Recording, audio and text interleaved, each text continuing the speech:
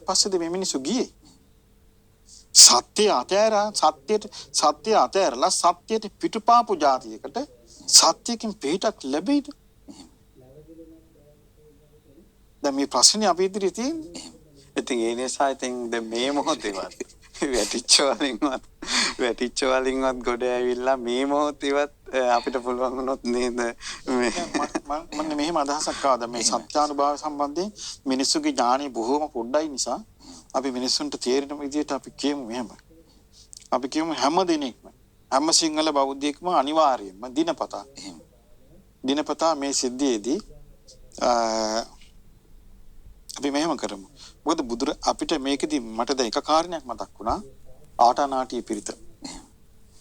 ආටානාටිය පිරිතේ බුදුරජාණන් වහන්සේට පොරොන්දුවක් වුණා වෛශ්‍රවණ දිවිරාජයා භාග්‍යතුන් වහන්සේ යම් කිසි අමනුෂ්‍යයෙන්ගේ අමනුෂ්‍ය උපද්‍රවයකින් මොකද දැන් මේ මිසදිටු ආගම් ඔක්කොම අමනුෂ්‍යයන්ට ඒ අමනුෂ්‍යයන් වෙනුවෙන් යාඥා කර මේගොල්ලෝ බලය ගන්නේ.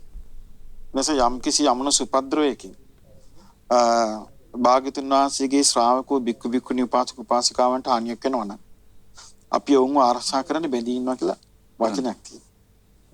ඊළඟට දැන් තියෙන ඇත්ත වශයෙන්ම මම හිතන්නේ අර විශාලා මහනුවරට උනා වගේ මහා විශාල බරපතල ඛේද වාචකයක්. ඒ කියන්නේ සිංහලයාගේ තමන්ගේ භූමිය අහිමි, තමන්ට ධනෙ නැහැ, තමන්ට ව්‍යාපාර නැහැ, තමන්ගේ අධ්‍යාපනය නැහැ. කොටිම කියන්නේ මොන් කුඩු ගහලා මොන්ගේ ආත්මෙත් නැහැ. එච්චරටම වනසගෙන තියෙනවා. ඒ නිසා මේ වනසගෙන නීච වෙච්ච જાතියකට කොහොම නගා හිටවන්නද කියලා අපිට තේරෙන්නේ. හැබැයි කොච්චර නමුත් මේ යම් කිසි ප්‍රමාණයකට ස්වල්ප දෙනෙක් හරි ඉන්නවා. ඒ සත්‍ය කියන එක තියෙන්නේ ඔලුගෙඩි ගන්නට නෙමෙයි. පුද්ගලයාගේ ගුණාත්මක වටිනාකම මතයි. ඒතර ගුණාත්මක වටිනාකම තියෙන පුද්ගලයෝ මේ ලංකාවේ අතුරුදහන් නැහැ. ඒකත් සත්‍යයක්. ගුණාත්මක වටිනාකමින් යුතු තෙරුවන් සරණ මනාකොට හඳුනන පුද්ගලයෝ මේ ලංකාවේ ඉන්නවා. ඉතින් දැන් මං හිතන්නේ මේකට හොඳම දේ තමයි හැම නිවසකම බුදුරජාන් වහන්සේගේ පහන වගේම වෛශ්‍රවණ දිවිරාජයාගේ නාමයෙන් බුදුරජාන් වහන්සේට පහනක් තියන්න. භාග්‍යතුන් වහන්සේට පූජා වේවා. බුදුරජාන් වහන්සේ ඒක කියන්නේ වෛශ්‍රවණ දිවිරාජුගේ නාමයෙන් මේ පහන් ආලෝකයේ බුදුරජාන් වහන්සේට පූජා කිරීම පූජා වේවා කියලා පහන් ආලෝකයක් පූජා කරලා තුනුරුවන් වන්දනා කරලා රතන සූත්‍රය කියන්න. පොත බලාගෙන උනාට කමක් නැහැ. රතන සූත්‍රය සජ්ජායනා කරලා ඊට පස්සේ බුදුරජාණන් වහන්සේ මේ ලංකාවට තුන්වරක් වැඩි බව සත්‍යයි.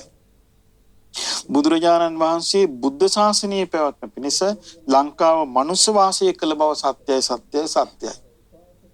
බුදුරජාණන් වහන්සේගේ බෝධින් වහන්සේ ලංකාවේ වැඩ සිට බව සත්‍යයි. බුදුරජාණන් වහන්සේගේ ද්‍රෝණයක් ධාතුන් වහන්සේලා ස්වර්ණමාලී සෑය වැඩ සිටින බව සත්‍යයි. බුදුරජාණන් වහන්සේගේ සර්වඥ ධාතුන් වහන්සේලා ලංකාව වැඩ සිටින බව සත්‍යයි.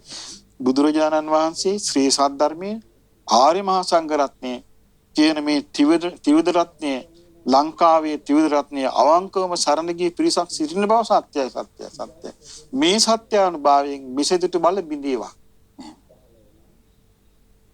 මේ සත්‍යානුභාවයෙන් සිංහල ජාතියක් බුද්ධ ශාසනයත් බේරා ගන්න පුළුවන් විදිහේ මගක් පෑදේවා.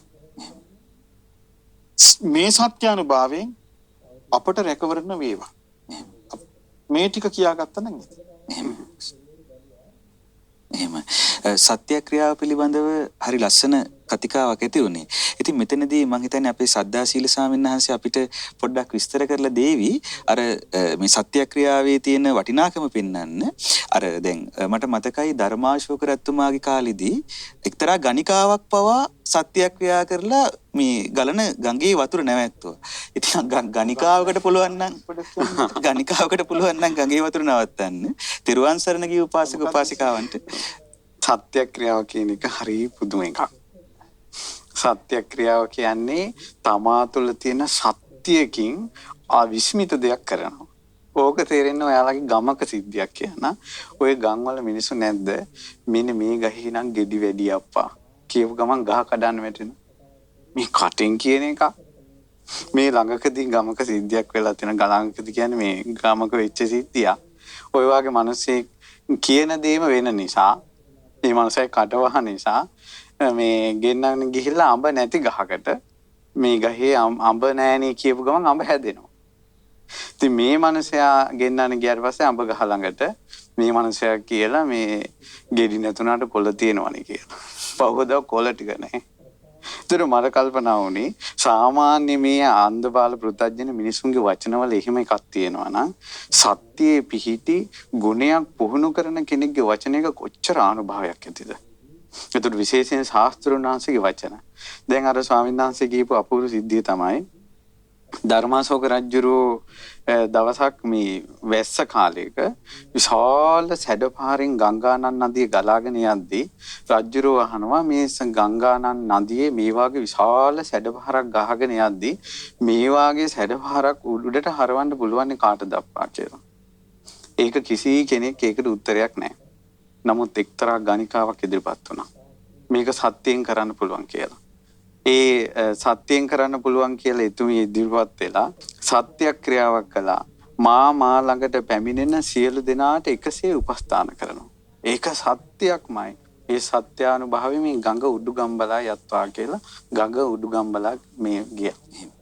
ඒකට ඈගේ එක්තරා එකක් ගුණයක් ඒක. ඒ සත්‍යක්‍රියාව කරන් කියන්නේ පින්වත් ස්වාමීන් වහන්සේ එක්තරා අම්මයි තාත්තයි පොඩි දරුවෙක් කරන් තාපසේක ළඟට යනවා. සර්පෙක් ඇවිල්ලා දරුවට දෂ්ට කරනවා. ඊට පස්සේ කියනවා මේ තාපසීන් වහන්සේ මේ දරුවා බේරන්න කියලා. දැන් පෙන දාගෙන වැටිලා. ඊට පස්සේ කියනවා මේ තාපසයා මේ වෙලාවේ නම් සත්‍යය තමයි තියෙන්නේ පිහිටට කියලා. මේ වෙලාවේ අම්මා කියනවා මං සත්‍යක්‍රියාවක් කරන්න. ඒ තමයි කො මේ මිනිස්සයා මං කතාවද වැන්දා. බැඳපු දවසේම අප්පිරිය වුණා කියලා. මම මේ දරුවෙකුත් හදාගෙන ඉන්නකො අද දක්වාම වචනයකින්වත් ඉරියව්වකින් මිනිස්යාට අප්‍රියයි කියලා මම පෙන්වෙන්නේ නැහැ. සත්‍යයි කිව්වා. කියන්නේ හදවතට එකඟව. හෘද සාක්ෂියෙන්ම කතා කරන්න ඕනේ. එහෙම. වෙන සාක්ෂිකාරයෙක් නැහැ. හෘද සාක්ෂියෙන් තමයි තමන් කතා කරන්න ඕනේ. ඒ සත්‍යානුභවයෙන් බේරෙන්න පුළුවන්. එහෙම. ඒක අවංකවම අභ්‍යන්තරයෙන් අවංකව කරන්න ඕනේ. හැබැයි එහෙම කරන්න පුළුවන් හැකියාව තියෙන අය ඉන්නවා. මේ මෙහෙමයි මම කියවා එක වචනයක් මතක තියාගන්න. කාලිංග මාග කාලේවත් මෙවන් දරුණු තත්ත්වයක් තිබුණේ නැහැ. ඒක විස්තරේ ඕනේ නැහැ. ඒක තේරුම් ගන්න. සිංහල ජාතියේ භයානකම අවස්ථාවකට තමයි අපි පත් වෙලා තියෙන්නේ. මේක පත් වෙලා නෙමෙයි මේ අදූරදර්ශී පාලකයෝ ක්‍රමානුකූලව පත් කළා. ඒකයි උනේ. ඉතින් පින්වත් සන්නාස ඒකෙදී පින්වත් ලොකු ස්වාමීන් වහන්සේ මුලින්ම කියපු ක්‍රමේ කාටත් කරන්න පුළුවන් දෙයක්. ඒක මිනිසුන්ගේ චරිත මොනවා වුණත් ලෝකෙ වෙච්ච සත්‍යම දෙයක්. බුද්ධ අනුභවයේ ධම්මානුභවයේ සංඝානුභවයේ භාග්‍යතුන් වහන්සේ තුන් වතාවක් ලංකාවට වැඩම කරපු එක ඒක ලෝකෙ වෙච්ච සත්‍යම දෙයක්. ඔබ කාටත් ඒ විදිහට මේ පින්වත් ලොකු සන්නාන්සේ මතක් කරපු විදිහට ප්‍රතිපදාවක අර පහන දැල්වලා තෙරුවන් වන්දනා කළ ඒ සත්‍යක්‍රියාව කාටත් කරන්න පුළුවන් දෙයක්. ඊට අමතරව ඔබ තම තමන් පුරුදු කරන ගුණධර්ම ඇති. තම තමන් පුරුදු කරන ගුණධර්ම අනිකට පහන තියන්න ඕනේ. පහන තියලා පුළුවන් නම් රතුමල් පූජා කරන බුදුරජාණන් වහන්සේ නෙළුම් හරි නැත්නම් තියෙන රතුමල් පූජා කළා බුදුරජාණන් වහන්සේට. ඒ පිණුත් වෛශ්‍රව දෙවියන්ට අනුමෝදන් කළා. වෛශ්‍රව දෙවියන්ටත් කියන්න සිටින්න මේකට පිට වෙන්න කියලා. එහෙම. මං හිතන්නේ ඔබට පැහැදිලි ඇති පින්වත් ලොකු ස්වාමීන් වහන්සේ අපිට හරි ලස්සනට පෙන්වලා දුන්නා. දැන් කාලිංග මාග ආක්‍රමණයේදී මිනිස්සුන්ට අඩුමතරමේ රුහුණට හරි පැන ගන්න පුළුවන්කම තිබුණා. නමුත් දැන් මෙකලදී භයානක මිලේච්ඡ ආගමික ත්‍රස්තවාදයක් මුළු ලෝකයම වෙලාගත් ලෝකයේ බොහෝ පිරිසක් බොහෝම බියෙන් තැති ගැනීමෙන් වාසය කළ අනික ලංකාවේ සුද්දන්ගේ ඉතිහාසයෙන් පස්සේ දේශපාලකයන් විසින් තමන්ගේ පැවැත්ම පිණිස මනාකොට කිරිපුවා පෝෂණය කළ එහෙම සස්වාදයක්. එහෙම. ඒ බඳු ත්‍රස්තවාදයක් මේ ලංකාව පුරා දැන් පැතිරිලා ඊට පස්සේ එහි ගස්වල ගෙඩි පීදුනා වගේ එකක්. ඉතින් ඒ වගේ තත්වයක අප දැන් සිටින්නේ.